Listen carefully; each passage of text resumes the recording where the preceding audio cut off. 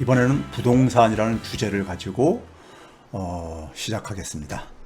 부동산 참 모든 사람들이 대한민국 모든 사람들이 관심을 가진 주제죠.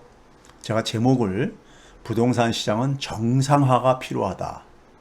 정부가 대개 정책을 방향을 어떻게 잡고 있냐면 부동산 시장 안정화라는 표현을 씁니다. 저는 안정화라는 것은 뭐냐면요. 부동산 가격이 많이 올라가는 것도 싫고 떨어지는 것도 싫은 이렇게 이제 제가 비유를 하는데요. 부동산 시장은 지금 이제 저는 비정상적인 상태라고 보기 때문에 정상화를 시켜야 된다. 더 큰 피해를 막기 위해서 이걸 그대로 방치하게 되면 부동산 시장 경착륙도 저는 피할 수 없다고 보기 때문에 비용을 최소화시키기 위해서 부동산 시장은 정상화시켜야 된다는 점에서 제목을 이렇게 잡아봤습니다. 대한민국은 부동산의 인질로 돼 있다고 저는 이렇게 표현을 합니다. 많은 사람들은 우리가 집이라는 것을 집은 사는 곳이다 이런 표현을 하고 있죠. 사는 곳이요. 그렇죠? 집은 그러니까 우리가 살 곳이 이 집이라는 것은 우리가 거주의 수단이잖아요. 그래서 누구나가 그러니까 주거권이라는 것은 헌법에도 보장되어 있는 권리입니다. 그래서 주거 정의, 집 없는 사람들이 좀 편안하게 살 수 있는 이런 점을 이제 우리가 주거 정의라고 하잖아요. 반면에 우리나라 가게들의 자산 구조를 보게 되면요. 부동산 중심으로 자산이 형성되어 있다는 것은 많은 사람들이 다 공감을 할 겁니다. 한 80% 이상이 그러니까는 자산 중에서 가계의 전체 자산 중에서 한 80% 정도가 우리나라 전체 자산 중에서 80% 이상이 부동산으로 이렇게 형성되어 있음을 우리가 많이 얘기합니다. 그럴 정도로 부동산을 가지고 있는 사람은 자신의 자산 가치가 올라가길 바랄 게 아니겠습니까? 그렇죠? 그런 점에서 이런 문제가 충돌할 수가 있습니다. 그다음에 기업도 부동산에 대한 굉장히 관심을 많이 갖고 있습니다. 이 부동산 소위 투기를 많이 하고 있어요. 기업은 이런 걸 하는 걸 재테크라고 해요. 재테크요.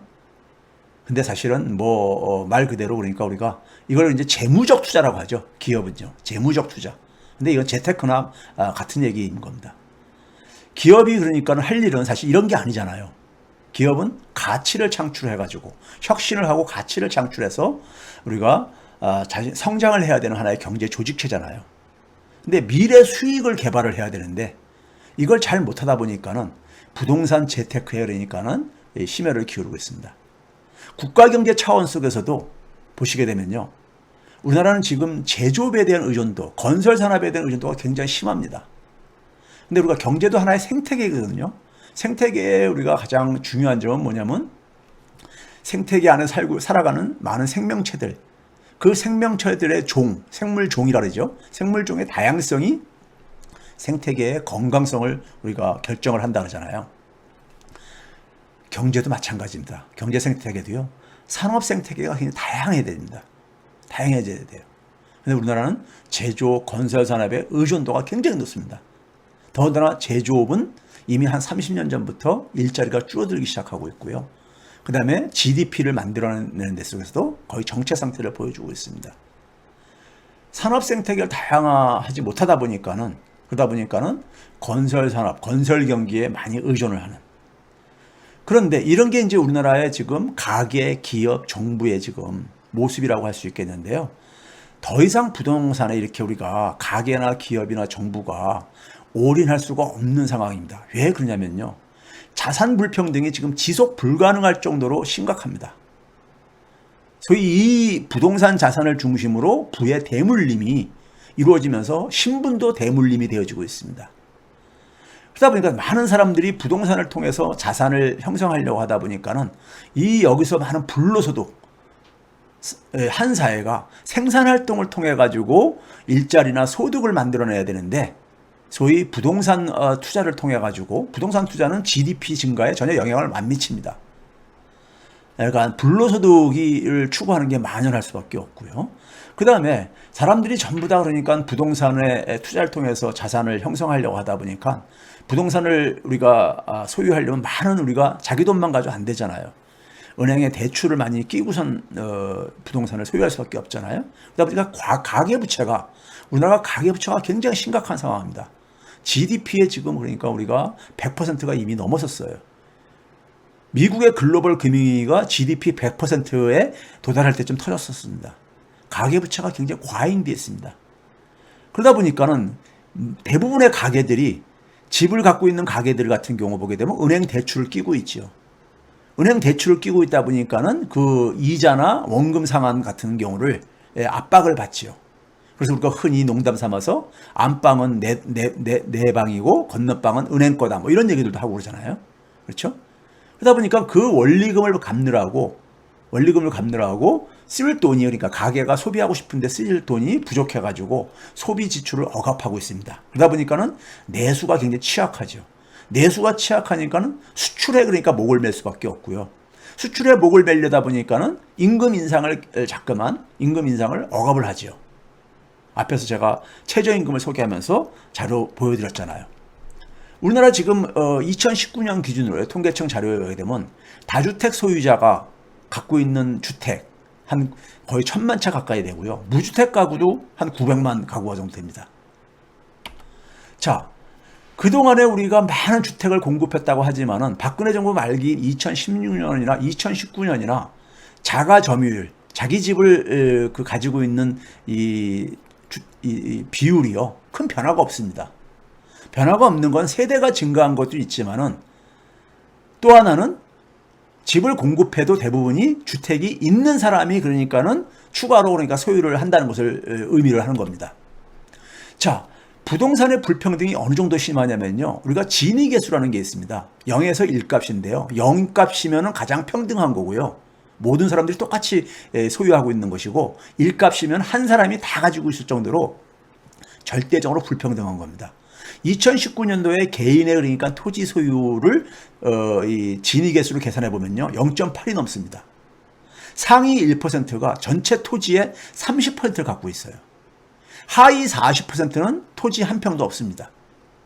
이 0.8이 넘는 수치가요. 조선시대 말보다 더 심각한 겁니다. 더 심각한 상황인 거예요. 그 다음에 기업을 보게 되면 더 심각합니다. 기업들의 토지 소유를 보게 되면요. 상위 1%가 73%가 넘습니다. 이게 아주 그냥 기형적이잖아요. 그렇죠? 거의 절대적인 불평등이죠. 그렇죠? 자, 그 불로소득이 GDP의 한 18%를 이 부동산 불로소득에서 발생하고 있습니다. 그러니까 사람들이 부동산을 통해서 자산을 축적하려고 하는 자꾸만 유혹에 빠질 수밖에 없고요. 그만큼 뭐냐면은 일을 하는 것보다는 생산 활동을 하는 것보다는 이런 부동산 투기에 더 관심을 많이 가질 수밖에 없죠. 자, 그다음에 우리가 박근혜 정부 때하고 문재인 정부 때 주택 가격의 부동산 가격의 변화를 제가 계산을 해봤습니다. 13년 1월 달부터 17년 4월 달까지 박근혜 정부 기간이죠. 이때는 연 3.1%, 그러니까 총 13% 정도가 증가했습니다. 반면에 문재인 정부에서는요. 올해 6월 달까지 해가지고요. 지난 한 4년 1개월 동안에 21% 정도 증가했습니다. 연 이게 한 4.7%입니다. 문재인 정부에서 더 많이 그러니까 올랐지요. 서울 아파트의 기준을 뒀을 때요. 그만큼 물론 문재인 정부 때 돈이 굉장히 많이 풀렸습니다. 이자 금리도 굉장히 내렸고요. 2020년 같은 경우 보게 되면요. 전 세계가 그러니까는 우리가 유동성의 붐으로 인해 가지고 돈이 많이 풀려 가지고 부동산 가격이 많이 오르긴 했지만은 어찌됐든 간에 부동산 이 투기를 막는 데는 실패했다고 얘기할 수 있겠습니다.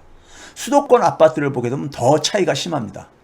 박근혜 정부 때는 총 한 12%가 증가했는데 문재인 정부에서는 26%나 증가했습니다.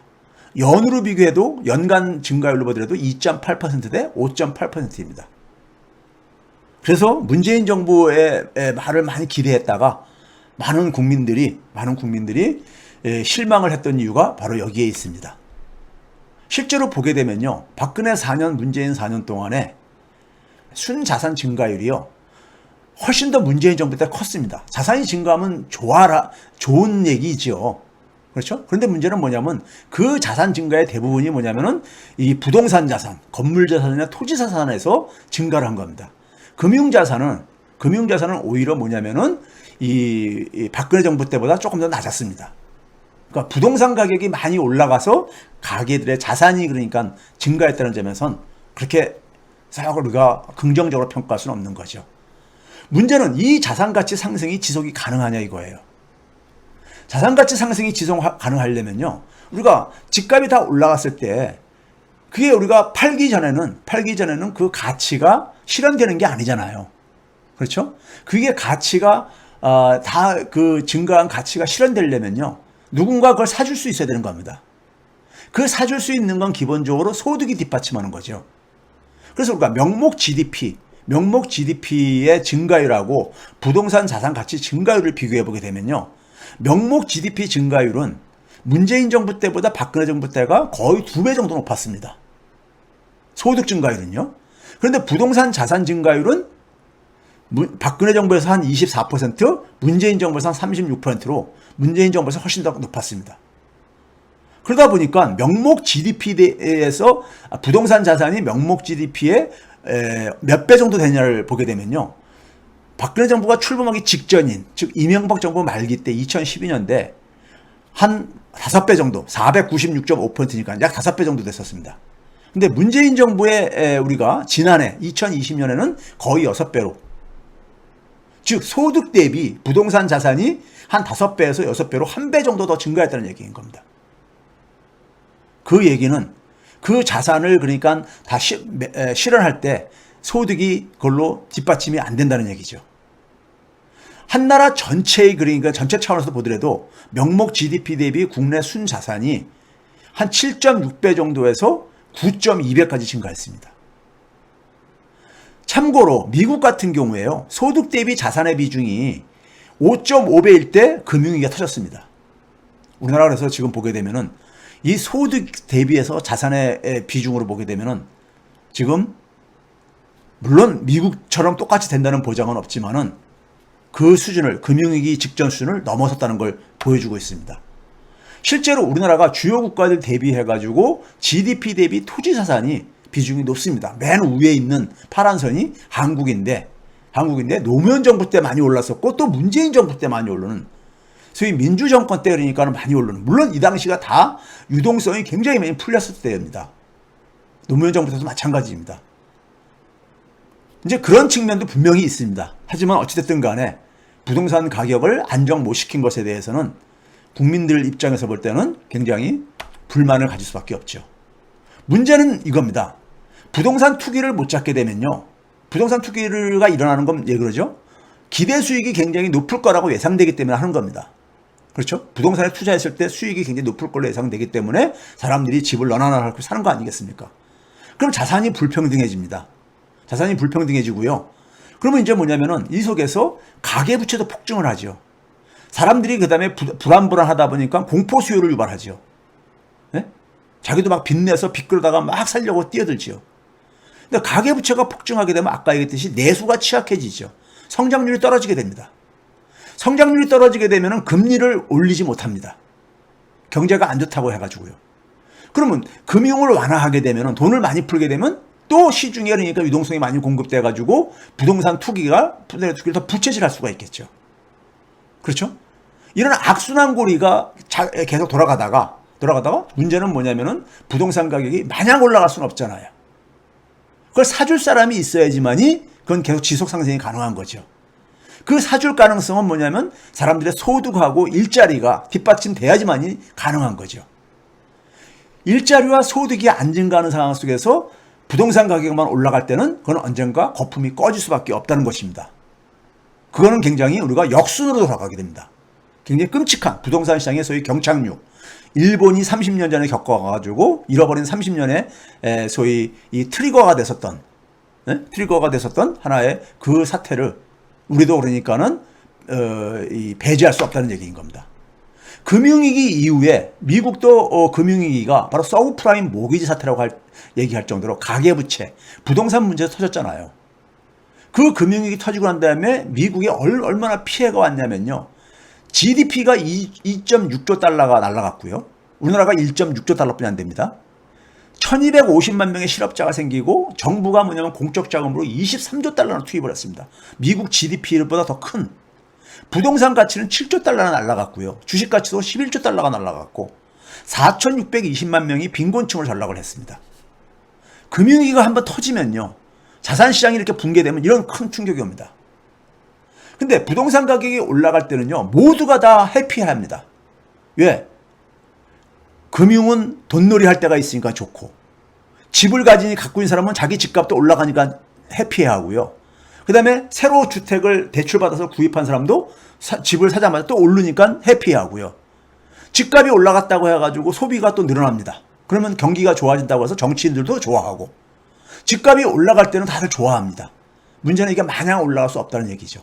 그래서 금융위기가 뻥 터지고 난 다음에 타임지에서 금융위기의 주범이 누구냐고 투표를 했었습니다. 온라인상으로요. 1위가 조지 부시 대통령, 당연히 현직 대통령이니까요. 2위가 빌 클린턴, 90년대 8년 동안 했었던 빌 클린턴이 why me 그랬었어요. 왜 내가? 네? 근데 이건 이유가 있는 겁니다. 빌 클린턴 때부터 소위 빚내서 집사라는 정책을 스타트하기 시작했었습니다. 재미있는 거는 3위가 미국 소비자가 자기 자신을 지명을 했습니다. 자기 자신들도 책임 있다 이거예요. 집값이 올라갈 때 가치들 덩달아가지고 좋다고 잘한다고 같이 박수치면서 이 결과를 만들어내는데 일조를 했다고 이런 반성을 했습니다. 우리나라 많은 집을 갖고 있는 사람들, 대출을 끼고 집을 갖고 있는 사람들 집값 떨어지는 거에 대해서 굉장히 그러니까는 싫어할 게 아니겠습니까? 근데 집값 계속 올라가는 건 좋겠죠. 자기 집값이 올라가면요. 근데 미국 소비자가 했었던 이런 그러니까 우리가 후회는 우리나라에서는 일어나서는 안 될 일입니다. 자, 문재인 정부의 부동산 정책이 왜 실패했는가? 이건 저는 한마디로요. 부동산은 우리가 보게 되면요. 우리나라 부동산에 카르텔이 있습니다. 관료, 그 다음에 재벌, 건설자본, 언론, 다양한 이해관계자들의 여기에 그러니까 우리가 왜 부동산에서 많은 떡고물들이 생기니까요. 집권 당시에 문재인 대통령이요. 부동산으로 돈 못 벌게 하겠다. 이걸 공약으로 내세웠고요. 중산층용, 초장기 공공임대를 대량 공급하겠다. 부동산 시장을 이렇게 안정시키면은 가계부채도 관리할 수 있다 해가지고 가계부채 총량제도 도입했습니다. 그래가지고 소위 첫 번째 대책으로 8월 2일날 파리 대책을 내놓죠. 이게 바로 뭐냐면 투기 수요 억제하고 다주택자들이 주택을 내놓게 하게 해서 종부세나 양도세를 대폭 인상을 추진합니다. 근데 관료들이 저항을 합니다. 9월 12일 날 한 달 이후에 김동연 당시 부총리가 보유세 인상은 현재로서 검토하지 않고 있다면서 단칼로 그러니까는 거부합니다. 이렇게 엇박자가 난 거예요. 국토부에서는 그러니까는 이 대폭 인상 추진하겠다고 하는데 이 소위 세금 문제를 그 관할 부서인 기획재정부가 노한 겁니다. 그리고 2017년 그해 연말에 12월 13일 날에 임대주택 등록 활성화 방안을 발표합니다. 수요를 억제하겠다는데 임대주택 등록은 뭡니까요? 사람들한테 임대사업 많이 하라고 많은 특혜를 줍니다. 소득세, 재산세, 그러니까 뭐 많은 세금들의 혜택을, 심지어 건강보험료까지. 제가 그래서 불공정 특혜의 끝판왕이었었다. 임대주택 사업을 등록을 하는 대신에 임대사업을 하는 사람들에게 많은 혜택을 줍니다. 엄청난 혜택을요. 그리고 이건 뭐겠습니까? 다주택을 소유하라고 하는 거잖아요. 정부의 추진, 문재인 정부의 부동산 정책의 방향은 핵심은 다주택자들이 집을 내놓게 하는 건데 한편에서는 다주택을 더 부추기는 정책을 썼으니 이 정책이 효과를 볼 수 있었겠냐고요. 그리고 발표가 난 한 달 후에 금융위원회에서 어떤 특혜까지 주냐면요. 주택가격이 오른 지역에 부동산 투기 바람이 부는 지역에 대개 투기 지역으로 지정을 해가지고 그 투기 지역에서는 주택 대출을 못 받게 이렇게 했잖아요. 그런데 임대사업자 경우는 예외로 담보대출 제한해서 제외시키는 이러한 또 특혜를 줍니다. 그러니 이 문재인 정부의 부동산 정책이 성공할 수가 없죠. 부동산 시장이 그러다 보니까 반복적으로 지역별로 그러니까 불안이 나타나죠. 거기에 따라서 대응을 한 게 핀셋 대책으로 쫓아다니면서 핀셋 대책을 내놨잖아요. 제가 그 당시에 방송에 나가서 이건 두더지 잡기 게임이다. 영원히 끝나지 않는. 두더지 잡기 게임을 끝내려면은 그 구멍을 다 그러니까 콘크리트 쳐야 된다. 이런 제가 비유를 하기까지 그랬었어요. 그러다가 지난해 7월달, 8월달에 시장을 충격을 주는 그러니까 조치를 내놓지요. 동시에. 그렇죠? 그걸로 인해 가지고 순간 단기적으로 그러니까 충격이 올 수밖에 없었습니다. 부동산 시장에서 더군다나 임기 말로 접어들면서 시장에서는 그러니까는 힘겨루기가 진행될 수밖에 없습니다. 일정 기간 동안에는요. 그러면서 뭐냐면 전세가 굉장히 초창기에 지난해 연말까지는 굉장히 불안한 상태를 보였잖아요. 그 속에서 많은 무주택자들이 불편을 느끼면서 부동산에 대한 굉장히 이 불만들이 터져나오잖아요. 거기다가 소위 말해서 서울시장, 부산시장에 소위 이 성추문 사태로 인해 가지고 중간에 물러나게 되고 그러면서 보궐선거가 열렸죠. 올해 4월 달에요. 보궐선거에서 참패로 끝났죠. 이 부동산 정책의 실패가 가장 중요한 요인이었잖아요. 그러고 나서 이 부동산 정책의 실패를 엉뚱한 데다 돌리면서 종부세를 후퇴시키죠. 그러다 보니까는 시장 불안은 지속하죠. 정부의 부동산 대책이 그러니까 이게 그 다주택자들이 가졌던 그 불안이 그러니까는 버티면 이길 수 있겠구나. 그러면서 시장 불안은 지속이 되고 그에 따라서 그러니까는 정부를 믿고 있었던 많은 국민들이 그러니까는 불안해서 또 그 부동산 매수에 또 뛰어들고 그러죠. 그러다 보니까는 계속해서 부동산 시장이 너무 버블이 많이 꼈다. 이런 식으로 이제 그랬잖아요. 그래도 부동산 시장에서는 이미 그러니까 국민들은 불신이 팽배되어 있는 상황 속에서 그 대책이 정부 당국자들의 그러한 발언이 효과를 보이기 힘들지요. 그러다가 최근에는 그러니까 우리가 가계대출 억제라는 그러니까 강공책까지 내놓고 있죠. 자, 이렇게 부동산 정책은 대통령은 그러니까 방향을 정확히 제시했는데 관료들이 거기에 그러니까는 정책을 협조하지 않으면서 실패로 끝난 겁니다. 자, 가계부채 비율을 봐보세요. 150%로 관리하겠다는데 출발 때 150.4%였거든요. 예? 가계가 쓸 수 있는 처분 가능성 대비해 가지고요. 근데 올해 1분기에 170%가 넘었습니다. 실패했죠. 자, 부동산 시장은 정상화시켜야 된다고 했었어요. 지금 비정상적으로 돼 있기 때문에. 어떤 차원 속에서? 주거 정의 차원 속에서요. 그건 바로 뭐냐? 무주택자 중에서 주택을 구입할 능력이 없는 사람들한테는 안정적으로 초장기 공공주택을 공급해줘야 되는 겁니다. 그렇죠? 여기에는 그러니까 공공환매부라든가 토지 임대부 등을 전제로 해서 저도 그러니까 신도시라든가 도심지에 개발하는 것을 공공택지 개발을 공공주도로 해야 되는 겁니다. 이걸 민간한테 그러니까 택지 개발한 다음에 민간한테 넘겨주는 일은 더 이상 그렇게 해서는 안 됩니다. 민간이 확보한 데다가 민간 사업을 하게 하면 되는 겁니다. 그 다음에는 무주택자 중에서 그러니까는 주택을 그러니까는 구입할 능력이 조금 은행 돈을 빌리면은 구입할 수 있는 사람, 혹은 집을 좀 그러니까는 변경을 할 필요를 느끼는 사람들에 대해서는 집값이 좀 안정돼야지 그것도 신규 주택을 구입하거나 아니면은 그러니까 우리가 주택을 옮겨갈 수가 있지 않겠습니까? 그러려면 결국은 뭐냐면 다주택을 소유하고 있는 사람들이 집을 내놓게 해야 됩니다. 다주택을 갖고 있는 사람들이요. 다주택을 갖고 있는 사람들이 집을 내놔야지만이 집값은 안정이 될 수가 있거든요. 집값이 또 안정돼야지 주택을 갖고 있는 사람들이 또 내놓게 됩니다. 그러니까 이거는 바로 뭐겠습니까? 부동산을 투자를 해가지고 많은 이익을 얻는 것에 대한 기대감을 낮춰야 됩니다.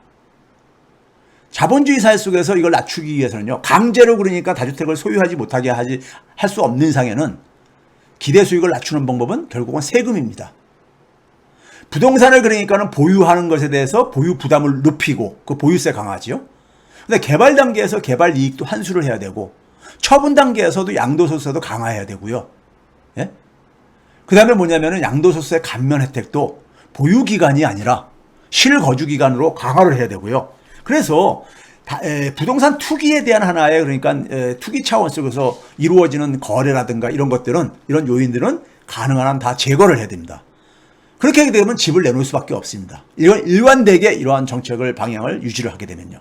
그러면 집값은 하향 조정될 수밖에 없습니다. 하향 조정되게 되면은 실수요자들이 그만큼 혜택을 볼 수밖에 없잖아요.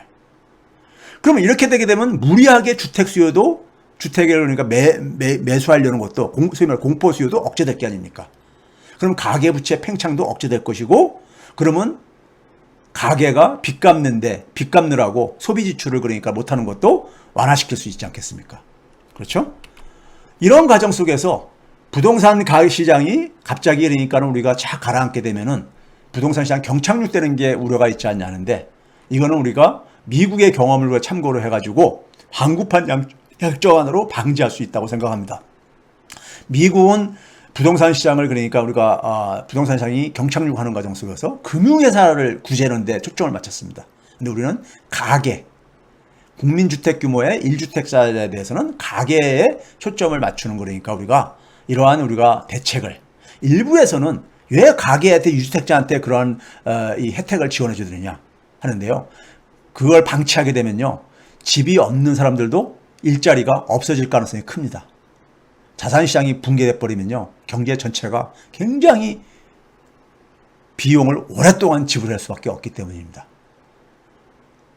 자, 이걸로 부동산을 마치도록 하겠습니다.